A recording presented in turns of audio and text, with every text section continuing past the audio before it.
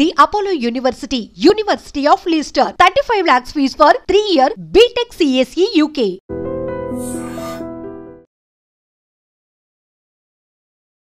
Welcome to ideal media. So జనరల్గా BP అంటే మనందరికీ తెలిసిందే 120/80 ఉంటే నార్మల్ లెవెల్స్ అని ఇలా ఫస్ట్ నుంచి మనకు తెలుసు. కానీ ఇప్పుడు బీపీ లెక్కలు మారాయి. 140/90 ఉన్న నార్మలే అంటున్నారు. వాస్తవం ఎంత? అసలు బీపీని మనం ఎలా చెక్ చేసుకోవాలి? మనం బీపీని తగ్గించుకోవాలంటే ఎటువంటి జాగ్రత్తలు తీసుకోవాలి? వివరాలు తెలుసుకుందాం. మనతో పాటు ఉన్నారు ప్రముఖ pulmonologist and critical care specialist doctor Ravindra గారు. డాక్టర్ గారు నమస్తే. నమస్తే డాక్టర్ గారు, బీపీ గురించి ఉన్న డౌట్స్ అసలు దేని గురించి ఉండవేమో. డయాబెటీస్లో కూడా అన్ని డౌట్స్ అడగము. బీపీ ఒక సైలెంట్ కిల్లరు. అది ఉందని తెలుసుకోకపోతే మనకి ప్రాణాలకి ప్రమాదం అని చెప్తూ ఉంటారు. బీపీ 120/80 ఉంటే నార్మలు. ఇప్పుడైతే 140/90 ఉన్న నార్మలే అంటున్నారు. లెక్కలు మారాయి అంటున్నారు. ఏం చెప్తారు డాక్టర్ గారు? ఇప్పుడు బీపీ అనేది యూనివర్సల్గా చాలా కామన్గా ఉండే జబ్బు. ఇది ఎవరికి వస్తుంది, ఎందుకు వస్తుంది అనేది తెలియదు. సో ఏ కారణం లేకుండా వచ్చే బీపీని ఎసెన్షియల్ హైపర్ టెన్షన్ అని అంటారు. సో అది నేను ఒక లంగ్ స్పెషలిస్ట్ అయ్యి ఉండి దాని గురించి ఎట్లా అని అంటే, మాకు ఈ బీపీ కేసులు ఆయాసంతో వస్తారు. అలానే ఒబేసిటీ ఉన్నవాళ్ళు, షుగర్ ఉన్నవాళ్ళు, బీపీ మీద ఎక్కువ తగ్గట్లేదు అనేవాళ్ళు చాలామంది మా దగ్గరికి వేరే కారణాలకి వస్తారు. అది కారణం ఏంటంటే అబ్స్ట్రక్టివ్ స్లీప్ అయిపోయినాయి ఈ గురక వలన. సో ఆ విధంగా మాకు బీపీకి సంబంధం ఉంటుంది. సో ఏదన్నా ప్రాబ్లం ఉన్నప్పుడు ఇట్లా సో బీపీ కూడా కంపల్సరీ కంట్రోల్ చేయాల్సిన అవసరం ఉంటుంది. సో బాడీలో మనం అంతా హెల్తీగా ఉంటేనే మనకు మిగతావన్నీ కరెక్ట్ అవుతాయి, లేకపోతే సిమ్టమ్స్ రిలీవ్ ఉండదు. మీరంటే బీపీ ఈ క్లాసిఫికేషన్స్ అంటే ఇవి ఏమన్నా మారాయా? సో బేసికల్గా మనం ఆలోచిస్తే మన బాడీ డిజైన్ చేసింది 120/80కి. So God designed or nature designed 120/80. అంటే దానికి ఏం పెరిగితే ఏమవుతుంది అని అనుకుంటున్నాం చాలామంది. పెరిగితే ఇమ్మీడియట్గా ఏం చనిపోము. కానీ మన బాడీలో మనకందరికీ తెలుసు కేశనాళికలు అని ఉంటాయి. అంటే క్యాపిలరీస్. మన హెయిర్ ఉందా, హెయిర్ కన్నా థిన్గా కానీ హెయిర్ అంత సైజ్ కానీ ఉంటాయి క్యాపిలరీస్. ఈ క్యాపిలరీస్ మన కంటి రెటీనాలో కానీ, అలానే ఎస్పెషల్లీ కిడ్నీస్లో కానీ క్యాపిలరీస్ ఎక్కువ ఉంటాయి, బ్రెయిన్లో ఉంటాయి. ఇవి ఈ కేశనాళికలు అనేవి చాలా డెలికేట్ ఉంటాయి. కొన్ని బిలియన్స్లో ఉంటాయి. బిలియన్స్ అంటే కొన్ని వేలు, కొన్ని లక్షల్లో ఉంటాయి. వీటికి 120/80 దగ్గరే మన బీపీ ఉన్నప్పుడు కూడా మనం పుట్టినప్పటి నుంచి చనిపోయి రోజు కొన్ని అవి పగిలిపోతుంటాయి, హీల్ అవుతుంటాయి, కొన్ని తగ్గిపోతాయి క్యాప్. అందుకే మనం ముసలోళ్ళం అయ్యే కొద్దీ ఆ క్యాపిలరీస్ పోయి మనకి ఏజ్ పాటు పోతాయి కొన్ని. కానీ ఈ బీపీ అనేది కొంచెం పెరిగింది అనుకోండి, సో ఆర్గాన్ డ్యామేజ్ అనేది జరుగుతుంది. అయితే ఇప్పుడు ఎట్లా అంటే, ఇప్పుడు మనం పైప్ లైన్ చూస్తాం, ప్రెషర్ ఎక్కువైతే పగిలిపోతుంటాయి. సో చాలామందికి అర్థం కాని విషయం ఏంటంటే, ఈ బీపీ ఎక్కువైనా కానీ నేను 150/80, 160/90, 100 కూడా వేసుకొని తిరిగేస్తూ ఉంటారు. ఏమైనా అడిగితే నాకు బాగానే ఉంది కదా, నాకేం ప్రాబ్లం. ఆ ప్రాబ్లం వారికి ఆ క్షణానికి ఉండదు. లోపల ఆ కేశనాళికలు చచ్చిపోతూ ఉంటాయి. ఫర్ ఎగ్జాంపుల్ కొన్ని బిలియన్స్లో ఉన్న కేశనాళికలు అలా చనిపోతూ ఉన్నప్పుడు మనకి తెలిసే టైం వచ్చేసరికి కొన్ని సంవత్సరాలు పడుతుంది. ఆ సంవత్సరాల టైం తర్వాత మళ్ళీ తూచి ఇప్పుడు నేను బీపీ కంట్రోల్ చేసుకుంటాను అని నాకు ఆ కేశనాళికలు వెనక్కి రావాలంటే రావు. So that's called end organ damage. So మెమరీకి లాస్ రావటం, స్ట్రోక్, పగిలిపోయి రక్తనాళాలు చిట్లిపోయి మనకి పక్షవాతాలు రావడం, కంటిలో హైపర్టెన్సివ్ రెటినోపతి అని కళ్ళు చూపు పోవటం, రెటినా దగ్గర బ్లీడ్ అయిపోయి కేశనాళికల వలన, ఈ కిడ్నీలో ఈ క్యాపిలరీస్ పగిలిపోయి CKD, so flea eaten kidney అంటే లోపల డ్యామేజ్ అయిపోయి హైపర్టెన్సివ్ వలన వాళ్ళకి సీకేడీకి వచ్చేసి డయాలసిస్కి వెళ్ళిపోతారు, కిడ్నీ ఫెయిల్యూర్ అయిపోతారు. ఇవి కాక బీపీ ఎక్కువ ఉండటం వలన వాళ్ళకి, ఫర్ ఎగ్జాంపుల్ ఒకళ్ళు 150/90 ఉంది, సో వాళ్ళకి బాగానే ఉన్నాడు, కానీ వాళ్ళకి ఫ్లక్చుయేషన్ ఆఫ్ మూడ్స్ ఉంటాయి, ఫ్లక్చుయేషన్ ఆఫ్ ఎమోషనల్ థింగ్స్ ఉంటాయి. కొంతమంది కోపం వస్తుంది, కొంతమంది భయం వేస్తుంది, కొంతమంది ఎక్సర్సైజ్ చేసి పరిగెత్తాల్సి వస్తుంది, కొంతమందికి బరువులు ఎత్తాల్సి వస్తుంది. ఇలా డిఫరెంట్ థింగ్స్ లైఫ్ స్టైల్లో నడుస్తుంటాయి. కాబట్టి అప్పుడు బీపీ పెరగాల్సిన అవసరం ఉంటుంది. వాళ్ళకి 150, 160 ఆల్రెడీ ఉందంటే ఇంకా పెరిగింది, ఆ క్షణానికి కొలాప్స్ అయిపోవచ్చు. సో బీపీ కంట్రోల్ అనేది ఉంచుకోవడం అనేది అవసరం మనం నార్మల్గా. ఒకటి ఎండ్ ఆర్గన్ అవ్వకుండా, రెండు ఇలాంటివి ఏమీ అవ్వకుండా. అలానే ఈ హై బీపీతో మనకి ఈ బ్లడ్ ఫ్లో అవుతున్నప్పుడు బ్లడ్ వెజల్స్ డ్యామేజ్ అవుతాయి, పెద్దవి మేజర్ డెవలప్. అక్కడ ప్లేక్ ఫార్మేషన్ ఎక్కువ ఉంటుంది. ఈ ప్లేక్ ఫార్మేషన్ ఉండటం వల్ల హార్ట్ అటాక్స్ రావటం, స్ట్రోక్స్ రావటం ఇలాంటివి కూడా జరుగుతాయి. సో బీపీ 120/80 అనేది నార్మల్. కాకపోతే ఈ చేంజెస్ అనేవి మరి ఎంత ఉన్నాయో తెలియదు, కానీ 80 years అండ్ అబోవ్ అయితే అప్పుడు 140/90 ఉన్న నార్మల్ కిందే. అడల్ట్స్ అండ్ యంగ్ పీపుల్ వాళ్ళందరూ 120/80 కిందే చూడాలి. అయితే 140/80 ఉంటే మరి ట్రీట్ చేసుకోవాలా? సో స్టేజ్ 1 కిందకు వస్తుంది. సో స్టేజ్ 1 కొన్ని మైల్డ్గా అయిపోయింది. Observation, diet changes, life style modifications ఇలాంటివి చేసుకోవడం మంచిది. 140 కన్నా దాటి కన్సిస్టెంట్గా ఉండి సమ్ సిమ్టమ్స్ ఏమైనా ఉంటే వాళ్ళకి ట్రీట్ చేయాల్సి వస్తుంది. ఒక్కొక్కసారి ఈ 80 మారుతూ ఉంటుంది కదా, 80 పెరుగుతూ ఉంటుంది, అది డయాస్టోలిక్ అంట. So diastolic, systolic. సో చిన్న వాళ్ళకి ఏంటంటే డయాస్టోలిక్ బాగుంటుంది, ఏజ్ పెరిగే కొద్దీ డయాస్టోలిక్ పడిపోతుంది బికాజ్ ఆఫ్ వెజల్ స్టిఫ్నెస్ మారటం వల్ల. సో ఇది కొంతమందికి ఐసోలేటెడ్ డయాస్టోలిక్ బీపీ ఉంటుంది, కొంతమందికి సిస్టోలిక్. యూజువల్గా బీపీ అంటే systolic BP.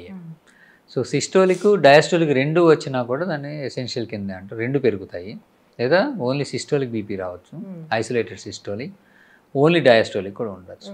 So depending on the reading టైప్ని బట్టి వాళ్ళు దానికి తగ్గట్టుగా వాళ్ళు ట్రీట్మెంట్ తీసుకోవాల్సి ఉంటుంది. మందులు వాడాల్సిందే. 120/80 కన్నా అంటే మనకి ట్రీట్మెంట్ ఆప్షన్ 120 to 140 దాకా మనకి ప్లే చేసుకోవచ్చు. సో కాన్స్టాంట్గా 130 ఉంటుంది, ఓకే, యాక్సెప్టబుల్, పెద్ద డ్యామేజ్ ఏమి ఉండదు. బట్ కాన్స్టాంట్గా 140 అండ్ అబోవ్ తగులుతుంది, తీసుకోవాలి. అయితే ఇందులో కూడా చాలా ట్రిక్స్ ఉన్నాయి. ఎట్లా అంటే బీపీ అనేది మనకు తెలియకుండా 140 అబోవ్ అనేది చాలా టైమ్స్లో వస్తుంది.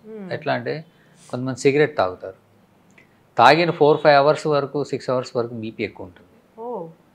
ఆల్కహాల్ తాగిన చాలాసేపు వరకు బీపీ ఎక్కువ ఉంటుంది. ఆ టైంలో మనం చెక్ చేసుకున్న వేస్ట్. మనం ఎక్సర్సైజ్ చేస్తాం, నెక్స్ట్ 2-3 hours వరకు బీపీ ఎక్కువ ఉంటుంది. మెట్లు ఎక్కొచ్చాము, నడిచాము, బీపీ ఎక్కువ ఉంటుంది. ఎమోషనల్ ప్రాబ్లమ్స్ ఉన్నాయి, స్ట్రెస్, స్ట్రెయిన్ అయింది, కోపం వచ్చింది, బీపీ ఎక్కువ ఉంటుంది. ఫుడ్ తిన్నాం, స్టిమ్యులెంట్స్, ఇప్పుడు మసాలా ఆహారం తిన్నాం, వెంటనే బీపీ చెక్ చేయకూడదు, అప్పుడు ఎక్కువ ఉంటుంది. సో అలాగా చాలా కండిషన్స్ ఈ బీపీని మారుస్తుంటాయి. సో అవి తెలుసుకొని బీపీ చెక్ చేసుకోవాలి. యూజువల్గా బీపీ రెస్టింగ్ బీపీ అంటారు. రెస్టింగ్ బీపీ అంటే మనం ఫ్రెష్గా నిద్ర మంచిగా లేవగానే ఆ టైంలో ఉన్న బీపీ అనేది మనది బేస్ లైన్ కరెక్ట్ బీపీ. అంటే నిద్ర లేవగానే బీపీ చెక్ చేసుకోవాలి, చేసుకుంటే అది కరెక్ట్గా తెలుస్తుంది. ఈవినింగ్ సాధారణంగా లంచ్ తర్వాత యూజువల్గా బీపీ కొంత ఎక్కువ ఉంటుంది. సో ఆ టైంలో చెక్ చేసి 140 ఉందంటే మేబీ అది normal evening. So by the time evening వచ్చేసరికి మనకి ఈ లైఫ్ స్టైల్ స్ట్రెస్ ఉంటాయి కాబట్టి యూజువల్గా ఈవినింగ్స్ అనేది ఎక్కువ ఉంటుంది. సో దాన్ని మనం పట్టించుకోము. సో ఇవన్నీ ఏంటంటే ఫిజిషియన్ చూసుకొని దాన్ని బట్టి వాళ్ళకి డెఫినెట్గా అవసరమా లేదా అనేది వాళ్ళు డిసైడ్ చేస్తారు. సో మనం అందరూ కూర్చొని చూసుకొని పైకి వచ్చింది, ఇది కిందకు వచ్చింది, ఇవి పెరిగాయి, ఇలాంటి వరీ సమస్య అంటే అన్నీ తెలుసుకోవాల్సిన అవసరం లేదు. సో ఇప్పుడు విషయం ఎట్లా ఉందంటే సెల్ఫ్ డెసిషన్ ఎక్కువైపోయింది, దానివల్ల వచ్చిన ప్రాబ్లమ్స్ ఎక్కువైపోతున్నాయి. సో చాలామంది ఏం చేస్తున్నారు, వాళ్ళకే వెళ్తారు, వాళ్ళే టెస్ట్ ఇస్తారు, ఇచ్చేసి వాళ్ళే టెస్టులు తీసుకొని వచ్చి చదివేస్తారు. పక్కన నార్మల్ వాల్యూస్ ఉంటాయి, దాన్ని చూసి కంపేర్ చేసుకుంటారు. సో చేసుకొని వాళ్ళే ఒక ఇమాజిన్ చేసుకొని దాన్ని కొన్ని రోజులకు ఒక యాంటీబయాటిక్ కూడా కొన్ని వాడేస్తారు. సో యూజువల్గా ఏంటంటే ఒక జబ్బు వచ్చింది అని దానికి ఏ టెస్ట్ చేయాలి అని, దానికి ఇంటర్ప్రిటేషన్స్ ఏంటి, దానికి ఏ ట్రీట్మెంట్ ఇవ్వాలి అని ఈ మధ్య పేషెంటే చేసేసుకుంటాం. అవును, చాట్‌జీపీటీని అడిగితే కూడా చెప్తుంది. బట్ దిస్ ఈజ్ నాట్, ఇది వేరే ఏ కంట్రీలో లేదు, ఒక ఇండియాలోనే ఉంది. So this is because of government problem. So life is precious అని చెప్తూనే we are doing so many wrong things where it becomes hazardous. చాలామంది చనిపోతున్నారు ఇలాగా self medication, self treatment, self pain killers తీసేసి, సో ఇట్లావన్నీ చేసుకొని డెత్ అయితే ఉన్నాయి. సో అవి ఎంతవరకు ఉన్నాయనేది మనకి డేటా తెలియదు, but we are seeing many cases.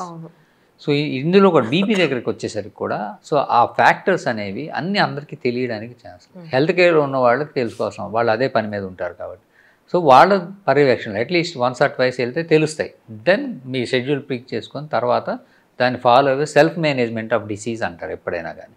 So first ముందే ఎక్స్పెరిమెంట్ చేయకుండా know the disease, then know the facts, staging of your disease ఎలా ఉంది, ఫ్యూచర్ అట్లా ఏం చేసుకోవాలి, what are the risk factors మనం అన్నీ తెలుసుకోవాలి. అవి తెలుసుకున్నాక జబ్బును మనం మేనేజ్ చేసుకోవాలి. మరి డాక్టర్ గారు బీపీ ఒకసారి వచ్చింది, డాక్టర్ ట్యాబ్లెట్ రాయడం మొదలు పెట్టారు, వాడమన్నారు, మేము మొదలు పెట్టాము, ఇది స్టాప్ చేసే పరిస్థితి ఎప్పుడైనా వస్తుందా? బీపీ అలాంటివన్నీ ఏంటంటే ఇర్రివర్సిబుల్ కండిషన్స్, ఒకసారి వస్తే ఉంటాయి. Very rarely few people, like sugar కూడా కొన్ని రోజులు ఉంటుంది మాయమైపోతుంది, అట్లా బీపీ కూడా కొంతమందికి ఆఫ్టర్ సమ్ కండిషన్స్ మాయమైపోయి కొంత తగ్గుతుంది. కారణాలు మల్టీఫ్యాక్టోరియల్. ఎలాంటి వాళ్ళు షుగర్ కంట్రోల్లో పెట్టుకొని బరువు తగ్గిపోయి డైట్ చేంజ్ చేసుకొని, సో స్ట్రెస్ లెవెల్స్ మారిపోయి, ప్రొఫెషన్ మారిపోయి, వాళ్ళకి ఏదో ఒక ఫ్యాక్టర్ అది కాజ్ చేసి వెళ్ళిపోయినాయి అనుకోండి, వాళ్ళు నార్మల్ అయ్యి చాలామంది బీపీ మందు వేసుకోకుండా కొన్ని సంవత్సరాలు బాగానే ఉంటారు. సో అలా వెళ్ళిపోవాలని 100లో ఒకళ్ళిద్దరికి జరుగుతుంది, 6,000లో కొంతమందికి అవుతుంది. మిగతా వాళ్ళందరూ కూడా అట్లానే అవుతుంది అనుకుని మానేస్తే మాత్రం వాళ్ళకే నష్టం జరుగుతుంది. సో బీపీ అనేది వచ్చింది ఉందా చెక్ చేసుకోవాలి రెగ్యులర్గా. ఈ చెక్ చేసుకుంటూ బీపీని దాన్ని బట్టి వాళ్ళు డెసిషన్ తీసుకోవాలి. అయితే చాలామంది నేను గమనించాం, మాకు వచ్చేవాళ్ళు ఈ ఆయాసంతో వస్తారు, బీపీ మంది వేసుకున్నారు, సార్ బీపీ చూసుకుంటే నార్మల్ ఉందని మానేసామన్నాడు. వాళ్ళు ట్యాబ్లెట్స్ వేస్తుంటే నార్మల్ ఉంది, సో దాన్ని మానేస్తారా, దానికి తెలియకుండా పెరిగి ఉంటుంది, ఆయాసాలు వచ్చేస్తాయి. సో బీపీ మందు అనేది వేస్తే నార్మల్ ఉంది అంటే మందు సరిపోయింది డోస్ అని. సో మందు డోస్ సరిపోయి బీపీ నార్మల్ అయిందని డోస్ తగ్గించకూడదు, అంతే మెయింటైన్ చేయాలి, 2 మానేయకూడదు. ఈ 2 చాలా మంది చేస్తుంటారు లైఫ్ స్టైల్. ఇంకొకటి, మీలాంటి డాక్టర్ల దగ్గరికి వస్తే ఒక ట్యాబ్లెట్ రాస్తే దాన్ని ఏళ్ల తరబడి వాడుతూ ఉంటారు, మళ్ళీ మధ్యలో ఫాలోఅప్కి వెళ్ళకుండా.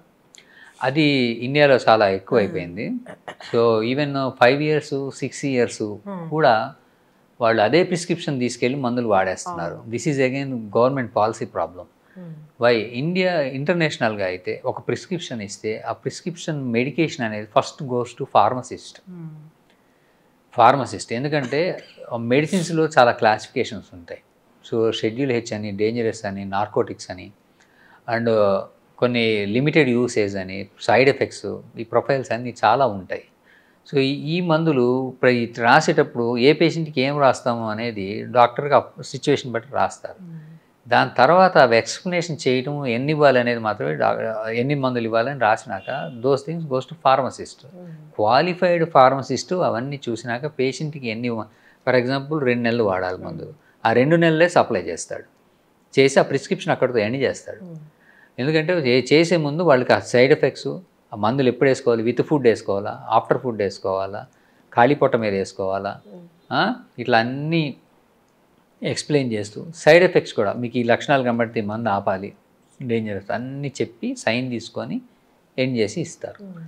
అయితే ఫర్ ఎగ్జాంపుల్ కొన్ని ఒకరికి జ్వరం వచ్చింది, 5 రోజులు యాంటీబయాటిక్స్ రాసాము, అక్కడితో ఎండ్ అయిపోవాలి 5 రోజుల్లో. కానీ ఇదే యాంటీబయాటిక్ వాళ్ళు ఒక 10 కోర్సులు 20 కోర్సులు కొనేసుకుని వేసేసుకుంటారు. సో అదే వచ్చింది కదా లాస్ట్ టైం, మళ్ళీ డాక్టర్ దగ్గరికి వెళ్తే సేమ్ మందు రాస్తాడు. సో అనవసరంగా వెళ్ళడం ఎందుకు, ఇదే ప్రిస్క్రిప్షన్ తీసుకెళ్ళి వాడేద్దాం. యాక్చువల్లీ ఏంటంటే మనం వెళ్ళి వెర్బల్గా అడిగినా, మనం వెళ్ళి ఓల్డ్ ప్రిస్క్రిప్షన్ ప్రొడ్యూస్ చేసినా, మనం వెళ్ళి మనకు ఒక టెస్ట్ చేయమని చెప్పినా ఇవి లీగల్లీ చేయకూడదు. ఇది గవర్నమెంట్ మరి ఎందుకు పట్టించుకోవట్లేదో మరి గవర్నమెంట్కే తెలియాలి. ఎందుకంటే ఒక మెడిసిన్ అనేది రూల్ దాటి వేస్తే ఎనీ మెడిసిన్ దాని సైడ్ ఎఫెక్ట్స్ ఉంటాయి. కొంతమంది సైడ్ ఎఫెక్ట్ వర్సెస్ లైఫ్, ఇప్పుడు అది వేయకపోతాడు చనిపోతాడు, లేదు వేస్తూ కొన్ని సంవత్సరాలు బతుకుతాడు, కొన్ని డెకేడ్స్ బతుకుతారు, సో వేయమని చెప్తారు. సో ఈ benefit versus loss, benefit versus side effects, ఇవన్నీ వాళ్ళకి డాక్టర్ చెప్పి చేస్తారు. సో కొంతమందికి ఏంటంటే రాలేరు, పూర్ పీపుల్ ఉంటారు, సో వాళ్ళకి చెప్పేస్తారు ఈ 6 నెలలు వేసేసుకో, ఈ సంవత్సరం వేసుకో, క్రానిక్ డిసీజ్, మధ్యలో ఉంటారా లేదా టాప్అప్ ఇస్తారు. ఇప్పుడు ఏంటంటే వాళ్ళు ఒకే మెడికల్ షాప్లో కొనాలని రూల్ లేదు. సో ఒక మెడికల్ షాప్లో కొన్నాక యాక్చువల్లీ వెస్ట్రన్ వరల్డ్లో కానీ ఎక్కడ అదర్ దాన్ ఇండియా ఆ ప్రిస్క్రిప్షన్ ఇంకో చోటకి వెళ్ళడానికి లేదు. సో వాళ్ళకి దొరకదు. అప్పుడు ఏం చేస్తారంటే వెస్టర్న్లో కూడా డాక్టర్స్, నువ్వు రాలేవు, నీకు ప్రాబ్లం ఉంది, so we will give top-up when ever you ask.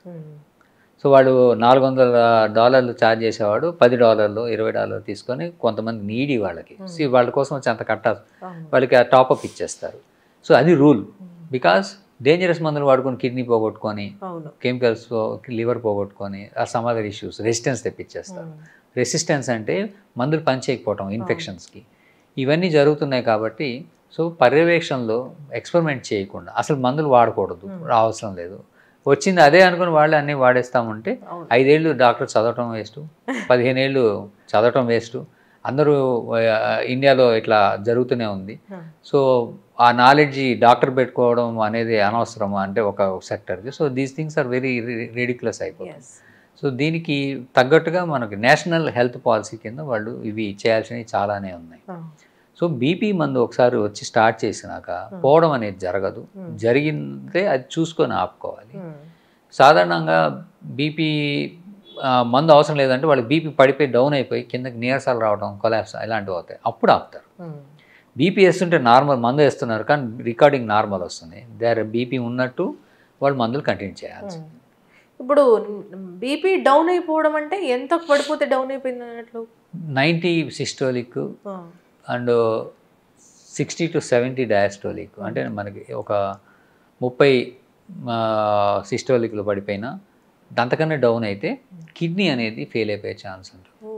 అంటే కిడ్నీకి మనకి యూరిన్ ఫామ్ అవ్వాలంటే ఒక ఫిల్టర్ అనమాట. కిడ్నీ ఫిల్టర్ అవ్వాలంటే మనకు ఒక ప్రెషర్ ఉండాలి. ఆ ప్రెషర్ లేకపోతే కిడ్నీ ఫెయిల్ అవుతుంది. వన్స్ ఫెయిల్ అయిందంటే అది వెంటనే మళ్ళీ పనికి రాదు. అంటే ఇప్పుడు ఈరోజు బీపీ నాకు సడన్గా కొలాప్స్ అయిపోయి బీపీ పడిపోయింది, ఒక 2 నిమిషాలు పడిపోయింది. ఈ లోపల నేను చనిపోలేదు కానీ నాకు ఐ ఫ్లూయిడ్స్ ఇచ్చారు, రికవర్ అయ్యాను. బీపీ పెరిగింది కానీ కిడ్నీ పని చేయమంటే వెంటనే పని చేయదు, దాని అక్యూట్ కిడ్నీ ఇంజరీలోకి వెళ్ళిపోతుంది. అది it takes some times 2 days, ఒకసారి గంట పట్టచ్చు, ఒకసారి వారం పట్టచ్చు, ఒకసారి డయాలసిస్ కూడా చేయాల్సి రావచ్చు. సో క్రిటికల్లీ డౌన్ అయినప్పుడు మాత్రం దాన్ని లో బీపీ అని పడిపోదాం, దానికి మనం వెంటనే క్లియర్ చేసుకోవాలి. సో దాని పరిస్థితి రాకుండా చూసుకోవాలి. తెలిసిపోతుంటుంది వాళ్ళకి వీక్నెస్, కొలాప్స్ అవటం, స్వెట్టింగ్ రావటం ఇలాంటివి వచ్చేస్తుంటాయి. సో బీపీ చెక్ చేసుకొని ఆ మందులు వేసుకోకపోవడం, వేసుకొని ఆగటం, అవసరమైతే ఐ ఫ్లూయిడ్స్ వెంటనే ఇవ్వటం, మెడికల్ అటెన్షన్కి వెళ్ళటం జరగాలి. మరి డాక్టర్ గారు, ఉప్పు తింటే బీపీ బాగా పెరిగిపోతుందా? ఎస్, ఉప్పు అనేది బీపీ పెరగడానికి ఒక కారణం. రావడానికి ఏంటంటే మనకి టోనిసిటీ అంటాం. ఇప్పుడు మనం ఏంటంటే నీళ్ళలో మనం ఈ ఉప్పు కలిపితే దానికి ఒక టోనిసిటీ వస్తుంది, దాని డెన్సిటీ పెరుగుతుంది. సింపుల్గా చెప్పాలంటే మనం కోడిగుడ్డు నీటిలో వేస్తే మునిగిపోతుంది, అది ఉప్పు నీళ్ళు వేస్తే తేలుతుంది.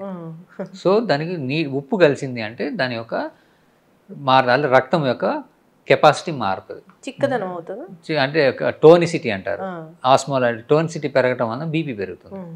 సో ఈ బీపీ పెరుగుతుంది కాబట్టి బీపీ రాకుండా ఉండాలన్నా వచ్చిన వాళ్ళైనా ఈ ఉప్పుని కంట్రోల్ చేసుకోవాలి. పచ్చళ్ళు కూడా తినకూడదు. పచ్చళ్ళు అంటే డైలీ బాడీలోకి వెళ్ళాల్సిన ఉప్పు ది బెస్ట్ అంటే 1.5 grams కన్నా తక్కువ ఉండాలి.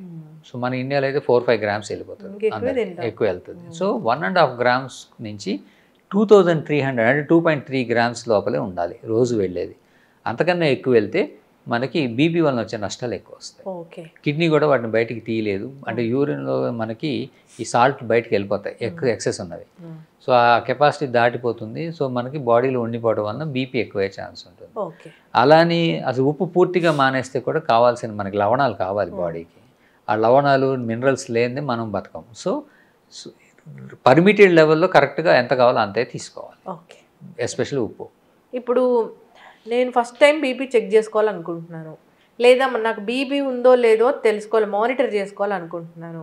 ఇప్పుడు ఒక ఎక్స్పెరిమెంట్ లాగే చూపించాలి మనము.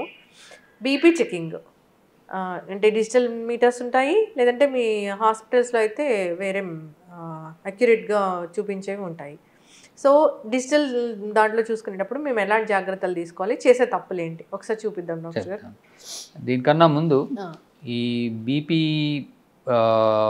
ఈ చెక్ చేసుకోవాలి, ఎప్పుడు చెక్ చేసుకోవాలి, అసలు లక్షణాలు ఏంటి? చాలామందికి లక్షణాలు ఉండవు. సో కొంతమందికి ఏంటంటే చేయి లాగటం, అది హార్ట్ అటాక్ లాగా, కొంచెం బీపీ ఎక్కువ ఉంటే చేయి లాగటం వస్తుంది, తల తిరుగుతుంటుంది, ఈ ఆక్సిపిటల్ అంటే ఈ మెడ దగ్గర నొప్పి వస్తుంది, దట్ ఇస్ మెయిన్ కారణం. కొంతమందికి ఈ లక్షణాలు కూడా ఉండవు, చాలా బీపీ ఉంటుంది, మామూలుగా తిరిగేస్తుంటారు. సో ద ఓన్లీ మెయిన్ ఏంటంటే లక్షణాలు లేని వాళ్ళు కూడా ఎప్పుడైనా బీపీ చెక్ చేసుకుంటూ ఉంటాం, ఒక్కటే మార్గం. సో ఈ చెక్ చేయడం అనేది ఈ డిజిటల్, ఒకప్పుడు ఈ డిజిటల్ అనేవి లేవు. సో ఓన్లీ మాన్యువల్గా చూసేవాళ్ళు ఈ మెర్క్యూరీ మానోమీటర్ తోటి, ఆ డిజిటల్ కూడా అదే వచ్చాయి. కరెక్టా? ఇప్పుడున్న క్రైటీరియాలో ఇదే కరెక్ట్, డిజిటల్. వై? ఇప్పుడు మ్యాన్ టు అంటే ఇంటర్ పర్సనల్ వేరియేషన్ అని అంటారు. పర్సన్ టు పర్సన్ అంటే ఒక పర్సన్ చూస్తే 180 ఉంటుంది, ఒక పర్సన్ చూస్తే 160 ఉంటుంది. ఒకే పేషెంట్ అదే టైంలో పర్సన్ వేరియేషన్ అనేది ఆ స్పీడు ఎంత స్పీడ్లో పడిపోతుంది, వాళ్ళు ఎంత అబ్జర్వ్ చేస్తున్నారు అని. సో ఇంటర్ పర్సనల్ వేరియేషన్ వలన బీపీ 140 చెప్తే ఒకళ్ళు 180 చెప్తారు. సో దానివల్ల ఏంటంటే ఈ డిజిటల్ అనేది సేఫ్. ఇప్పుడు వెస్ట్రన్ వరల్డ్లో దాదాపుగా పర్సనల్ చెకింగ్ లేదు, డిజిటలే వచ్చేసి. ఈ డిజిటల్ అనేది ప్రోగ్రామ్, అవి ఫిక్స్డ్గా ఒకే స్పీడ్తో చూస్తాయి. ఇప్పుడు మనకి పల్సు మనకి నిమిషానికి 72 సార్లు కొట్టుకోవాలి అంటే దాదాపుగా లెస్ దెన్ 1 సెకండ్కి ఒక బీట్ కొట్టుకుంటుంది. ఈ బీట్కి మధ్యలో మనం ఎంత స్పీడ్గా మెర్కురీ కాలం దింపుతున్నాము అనేది, బాగా స్పీడ్ దింపితే బీపీ ఉన్నా కూడా తెలియదు అసలు. అయితే మంచి. సో ఇదైతే ఒకే స్పీడ్తో చూస్తాయి, ఒకే స్పీడ్తో చూస్తే. కాకపోతే ఇందులో కొన్ని ఏంటంటే మిస్టేక్స్ ఏంటంటే చేయి కదిలిచ్చిన తర్వాత కఫ్ సరిగా పెట్టుకోపోయినా, లూజ్గా కట్టినా అవి పనిచేయదు, రీడింగ్ తప్పు ఇస్తుంది. సో అవి ఎర్రర్ ఇస్తుంది. సో దానికి రకరకాల కారణాలు ఉంటాయి. ఒకటేంటంటే ఒబేసిటీ. సేమ్ కఫ్ అన్ని సైజులకి సరిపోదు. సో వాళ్ళకి సరిపడా సైజు కఫే తీసుకోవాలి. యూజువల్గా యూనివర్సల్గా అందరికీ కనబడే ఇస్తారు. పీడియాట్రిక్స్కి చిన్న పిల్లలకి ఇది పెడితే బీపీ తక్కువ వస్తుంది, అలానే ఒబేసిటీ ఉన్న వాళ్ళకి ఇది పెడితే బీపీ ఎక్కువ వస్తుంది. సో చేతికి కాలుకి వేరే ఉంటాయి కఫ్. సో వాళ్ళకి తగ్గట్టుగా large, extra large or normal or small depending అని తీసుకోవాల్సి ఉంటుంది. కఫ్ మారుతుంది, ఈ చేతి కట్టేది మార్చుకోవాలి. యూజువల్గా ఏంటంటే నార్మల్ వెయిట్ ఉన్నవాళ్ళు, లైట్ ఒబేసిటీ ఉన్నవాళ్ళు, అంటే చేయి లావు లేని వాళ్ళు ఈ దీంతో సరిపోతుంది. కానీ కొంతమంది ఏం చేస్తారంటే లూజ్, ఆ చేయి తిరిగిపోతుంటుంది కఫ్ కట్టినా కూడా. అలా తిరిగిపోతూ ఉంటే కనుక ఆ రీడింగ్ కరెక్ట్ కాదు. అలానే position of the cuff, position ఏంటంటే ఇప్పుడు మనకి చేతి మడుతుంది కదా, ఇది చేయి దండం అంటాం. ఈ చేయి దండానికి కరెక్ట్గా మిడిల్ పార్ట్లో కట్టాలి. అంటే కిందకి కట్టద్దు, పైకి కట్టద్దు, మిడిల్ పార్ట్. 1, 2, 3 పార్ట్స్ చేస్తే ఈ మిడిల్ పార్ట్లోనే కట్టాలి. కిందకి కడితేనేమో ఈ జాయింట్ మీదకి వస్తుంది, మనకి తెలియదు. పైకి కడితేనేమో ఈ మధ్యలో డిస్టర్బెన్స్ వచ్చేసి తెలుసు. సో మిడిల్లో కడితే వచ్చే రీడింగ్ కరెక్ట్ ఉంటుంది. అలానే ఆ కఫ్లో మనకి ఈ బీపీ మెజర్ చేసే బెలూన్ ఒకటి ఉంటుంది. ఆ బెలూన్ పొజిషన్ కూడా ఇంపార్టెంట్. ఆ బెలూన్ వచ్చి మన ఆర్టరీ మీదే పడాలి. మనకి ఇక్కడ రక్తనాళం వెళ్తుంది, ఆ బెలూన్ ఆపోజిట్లో కడితే బీపీ సరిగా తెలవాలి. సో ఇవన్నీ ఎక్కువ వస్తుంది బీపీ ఒకసారి. సో అవన్నీ స్మాల్ అండ్ ప్రతి ఒక్క విషయం తెలుసుకోకుండా మనము చేస్తే ఎక్కువ వచ్చింది తక్కువ వచ్చింది అనుకో. అలానే డిజిటల్ది పెట్టినప్పుడు యూజువల్గా 2 సార్లు 3 సార్లు చెక్ చేసుకొని దాని యావరేజ్ తీసుకోవడం బెటర్. ఫస్ట్ తీసుకోకూడదు అసలు. తీసుకోవచ్చు, కానీ ఏంటంటే 2 సార్లు 3 సార్లు చెక్ చేసుకొని డిఫరెంట్ టైమ్స్లో కూడా చెక్ చేసుకొని వాటి యావరేజ్ తీసుకోవడం మంచిది ఎప్పుడైనా. బట్ కట్టేటప్పుడు మాత్రం అవన్నీ ఫిక్స్డ్గా మనం చేసుకోవాలి. చూపిద్దాం డాక్టర్ గారు. ఇది బీపీ ఎవరికి వాళ్ళ ఇంట్లో చెక్ చేసుకునేటప్పుడు ఈ బీపీ కఫ్ గురించి కొంత మనం తెలుసుకోవాలి. ఇక్కడ చూస్తే ఈ బీపీ కఫ్ మీద ఒక పిక్చర్ ఇచ్చాడు. ఈ ఆర్మ్ సర్కంఫరెన్స్ ఇప్పుడు అందరికీ ఒకటే కాదు, ఇది 32 సెంటీమీటర్స్ సర్కంఫరెన్స్ 22 ఇంచ్ దాకా పనిచేస్తుంది. అంటే టూ మచ్ ఒబేసిటీ ఉండి 100 కేజీలు ఉన్న వాళ్ళకి ఇది పనిచేయదు. సో యావరేజ్ అడల్ట్కి ఇది పనిచేస్తుంది. 2, ఎప్పుడైనా ఈ కఫ్ బిగించేటప్పుడు టైట్గా బిగించకూడదు, లూజ్గా బిగించకూడదు, మీడియం టైట్నెస్ అంటే ఒక మోస్తరుగా పెట్టాలి. తర్వాత ఈ కఫ్ ఎక్కడ పెట్టాలి అనేది మనకి ఇక్కడ ఒక లైన్ ఉంది. ఈ మడత, చేతి మడతకి 2 సెంటీమీటర్ల పైన వచ్చేటట్టుగా కట్టుకోవాలి. ఈ 2 సెంటీమీటర్ మరీ కిందకు వచ్చినా బాగా పైకి వెళ్ళినా ఈ రీడింగ్ తేడా వస్తుంది. తర్వాత ఈ కఫ్ కట్టినప్పుడు ఈ కఫ్ అనేది మనకి ఈ కఫ్ ఏదైతే కడతామో అది మన గుండె లెవెల్లో ఉండాలి. ఇప్పుడు ఇది కట్టినాక ఇట్లా చెయ్యి ఎత్తారనుకోండి మారిపోతుంది. సో ఇది గుండె లెవెల్లో లేదు. సో హార్ట్ లెవెల్లో ఉండాలి. పడుకున్నా కూర్చున్నా మనం నిలబడిన హార్ట్ లెవెల్లో ఉండాలి. తర్వాత ఈ కట్టేటప్పుడు మనకి బీపీని కొలిచే పార్ట్ ఇక్కడే ఉంటుంది, ఇంత పార్ట్. మిగతాదంతా ఓన్లీ కట్టడానికి కోసం. సో అందులో వీళ్ళు ఇక్కడ ఒక చిన్న మార్క్ ఇచ్చారు, ఆర్టరీ, ఏఆర్టీ. ఈ ఆర్టరీ అనేది ఈ పాయింట్ అనేది సాధారణంగా మనకి చేతిలో మనకి బ్లడ్ నరం అనేది పల్స్ తెలిసేది ఇక్కడి నుంచి వెళ్తుంది. సో ఈ పార్ట్లోనే అది ఉండాలి. ఇటు వస్తే పనికిరాదు. సో దాన్ని చూసుకొని ఇవన్నీ చూసుకొని దాన్ని బట్టి రీడింగ్ చేసుకోవాలి. ఓకే. సో ఇప్పుడు కరెక్ట్గా చూడాలంటే నేను పెడతాను చూడండి. ఇప్పుడు ఈ చెయ్యి దూర్చినాక ఆర్టరీ అని ఉంది కదా, ఈ ఆర్టరీ అనేది ఇక్కడ ఈ ఆర్టరీ దగ్గర, సో దాదాపుగా 2 సెంటీమీటర్ల పైకి పెట్టాను, ఆర్టరీ దగ్గర పెట్టాను. దెన్ టైట్గా పెట్టాలి. ఓకే. టైట్ అండ్ మరి రక్త సరఫరా ఆగిపోయేంత టైట్గా కాదు, అలా అనేది కాదు. యూజువల్గా ఏంటంటే ఈ పార్ట్ ఊడొస్తామండి. దిస్ వన్ ఏంటంటే ఎప్పుడైనా ఊరికి వెళ్ళినప్పుడు వాటిని తీసుకోవడానికి, క్లీన్ చేసుకోవడానికి, మామూలుగా అయితే తీయాల్సిన అవసరం లేదు. సో ఇది వేసినాక దీన్ని మనం చెయ్యిగా పూర్తిగా కదిలించకూడదు. ఇది స్టార్ట్ చేసిన దాని టైం తీసుకున్నప్పుడు చెయ్యి కదిలిస్తున్నా, మనము మాట్లాడుతున్నా, తిరుగుతున్నా రీడింగ్ మారిపోతుంది. ఓకే. సో చెయ్యి కదిలించకుండా మనం ఇది ప్రెస్ చేసి వెయిట్ చేయాలి. సో ఇది ఆటోమేటిక్గా రీడింగ్ స్టార్ట్ అవుతుంది. సో కఫ్ నొక్కుతుందా ప్రెషర్ వస్తుంది. సో వచ్చినప్పుడు ఇంకా చెయ్యి కదిలించకూడదు, మనం ప్రశాంతంగా ఉంటే అదే ఆటోమేటిక్గా రీడింగ్ అదే ఇచ్చేస్తుంది. అంటే ఆ చెయ్యి అట్లా కిందకైనా ఉండొచ్చు, చెయ్యి కిందకు ఉండొచ్చు, కొంచెం ముందుకు ఉండొచ్చు టేబుల్ మీద. సో ఇది తీసుకొని ఈ రీడింగ్ అనేది మనము తీసుకొని చూసుకోవచ్చు, అది వస్తుంది. సో చెయ్యి కదపకూడదు, మనం మిషన్ని చెయ్యి ఎట్లయినా ఉండొచ్చు, కానీ ఇది కట్టింది మాత్రం ఇది హార్ట్ లెవెల్లో ఉండాలి. రీడింగ్ స్టార్ట్ చేసినప్పుడు ఎక్కువ కదిలిస్తూ ఉంటే తప్పు రీడింగ్ వస్తుంది. కాళ్ళు కిందకే ఉండాలి. చాలా మంది కాళ్ళు అట్లే పడుకొని ఉండొచ్చు, కూర్చొని ఉండొచ్చు, అదేం ప్రాబ్లం. నిలబడి కూడా ఉండొచ్చు. అయితే అవి ఫస్ట్ టైం చెక్ చేసినప్పుడు కాళ్ళకి, కుడి చేతికి ఎడం చేతికి డిఫరెన్స్, చేతికి కాలికి డిఫరెన్స్, కూర్చుని ఉన్నప్పుడు నిలబడి ఉన్నప్పుడు డిఫరెన్స్, ఇవన్నీ చాలా చూస్తారు. అది ఫిజిషియన్ చూస్తారు. మనం ఇంట్లో చూసుకునేది ఇప్పుడు దానికి 150/90, 135/94 వచ్చింది, పల్స్ 74. సో ఇదే పల్స్ మళ్ళీ ఇంకోసారి రీకన్ఫర్మ్ అట్లానే చేసుకోవడం మంచిది. మళ్ళీ నొక్కాను. So at least 2 to 3 times check చేసుకొని ఆ వచ్చిన యావరేజ్ చేసుకుంటే యూజువల్లీ బెటర్. లేదంటే అది ఒకసారి చేయి కదిలిందని రాకపోవటం, అయితే ఒకసారి పెట్టినప్పుడు ప్రతిసారి ఎర్రర్ అని వస్తుంది. ఎర్రర్ అని వస్తుంటే కనుక డాక్టర్ దగ్గరికి వెళ్ళి చెక్ చేసుకోవాలి. అంటే ఎర్రర్ అంటే అది చెక్ చేయట్లేదు, సరిగా రావట్లేదు, వీళ్ళకి బీపీ ఎక్కువ ఉండాలి, లేదా ఆ కఫ్ సరిగా సెట్ అవ్వకపోతుండి ఉండాలి. సో సమ్ ఏదో కారణాల వల్ల ఎర్రర్ అని వస్తుంది, ఈ అని వస్తుంది. అప్పుడు డాక్టర్ దగ్గరికి వెళ్ళి చెక్ చేసుకోవాలి. ఎర్రర్ వచ్చిందంటే వాళ్ళకి బీపీ అని ఎక్కువ ఉండాలి, వేరే మల్టిపుల్ కారణాలు. సో అవి ఏంటి అనేది వాళ్ళు చెక్ చేసుకుంటారు.